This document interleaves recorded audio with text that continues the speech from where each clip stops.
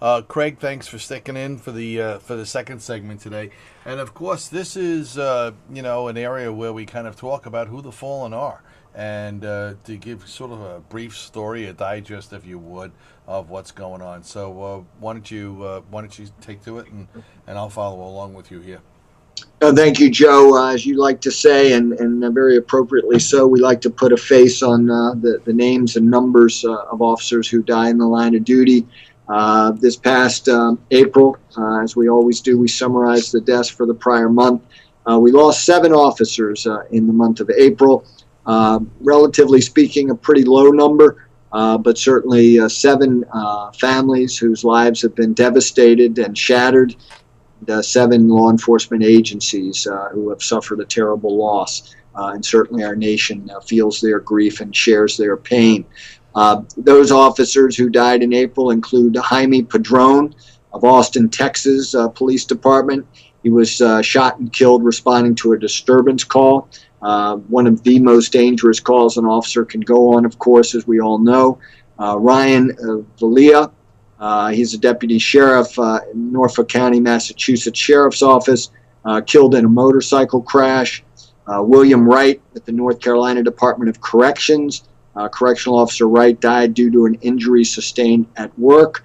Unfortunately, we've lost several correctional officers this year, and on the National Memorial, we have more than 580 names of correctional officers who've made the ultimate sacrifice.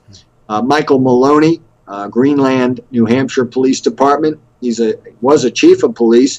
Got a lot of attention nationally, I think, because he was a chief, and he was participating in a drug raid that went bad, and he was shot and killed 8 days prior to his scheduled retirement. An ambush, I'm reading. Yes, he was. Again, they were trying to serve a warrant and ambushed as they went to the premises, went to the home of this assailant. And he opened fire on the officers, and unfortunately Chief Maloney was shot and killed. Another officer seriously wounded in that incident. Wow. Rob Paris, Stanislaus County, California Sheriff's Office, same day, April 12th, same day Michael Maloney was shot and killed. He was shot and killed while serving an eviction notice. So 2 officers shot within hours of one another. And interestingly, in that case in Greenland, New Hampshire, I think it was a total of 5 officers shot, 1 killed, and then, of course, this officer in Stanislaus County within that same period of time. So a very deadly 24-hour period there on April 12th. Max Dorley, Providence, Rhode Island Police Department, killed in a single vehicle crash while responding to an emergency call. And then Brian Hayden with the Choctaw County, Oklahoma Sheriff's Office.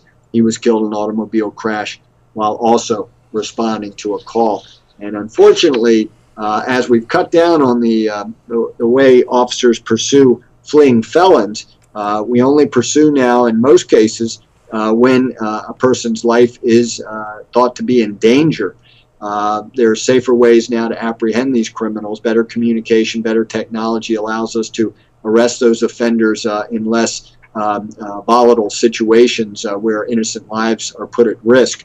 But what we're seeing more of lately is single car crashes, officers responding at high rates of speed to emergency calls. Again, an officer believes that every second could make the difference between life or death. That's their instincts, that's their training, and unfortunately sometimes they put themselves at risk to try to save an innocent life. And too often we're seeing these officers dying in these car crashes responding to emergencies. The good news, Joe, is that so far this year, a total of 38 officers killed. Obviously, that's the tragic part of the story, but that's 42% less than the same time last year. So last year at this time, we'd lost 66 officers in the line of duty. So far this year, 38. So that's a big decrease. And in the area of firearms-related deaths, 14 officers shot and killed so far this year compared to 32 same time last year. That's a 56% decline. And traffic-related deaths, also 14 for the year. That's a 26% decline from the prior year at the same time. So some good news. I'd like to thank all this reporting we do, people like you, others in the media that are covering the story of so many officers being killed in the line of duty. it is making a difference. People are approaching seemingly benign situations more cautiously, and policymakers and trainers and others are focusing a lot of attention on the issue of law enforcement safety, and it appears to be paying off this year, 2012. Well, I'd like to think that we're making an impact, but I think it's the industry overall where, you know, they're kind of seeing different people putting a focus on this, and really, you know, extraordinary focus, you know, on why people are dying. And, you know, putting a face on these dedicated professionals from law enforcement is not hurting anything. You know, as you and I have talked about, it's a dual focus.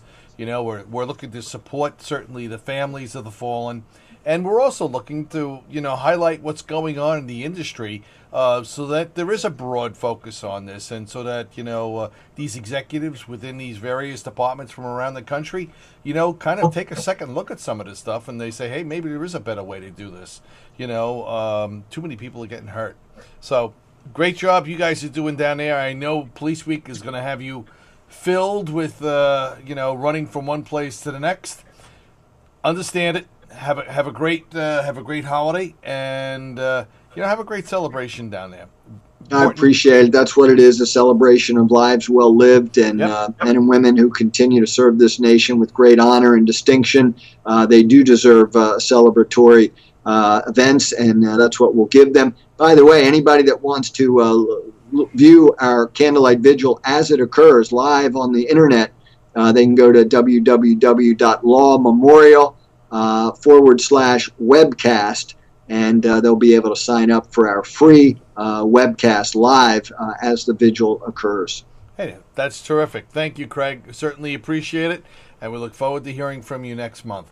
Thank you, Joe. Take care. All right, my best to everybody. Bye now. All right, everybody. So that was Craig.